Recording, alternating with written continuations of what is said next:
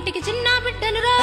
ఇంటికి చిన్న బిడ్డ అయితే నీకు పెళ్లి వద్దా చెప్పు. నీకెందుకురా అది నా ఇష్టమురా, నీకెందుకురా అది నా ఇష్టమురా.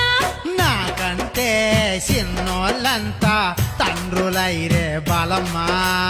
నీకు పెళ్ళి చెయ్యకుంటే నాకు ఏందిర పిచ్చోడా. అయ్యో మందితోటి మనం పోతందే, వయసు ముదిరి మనం పోతందే.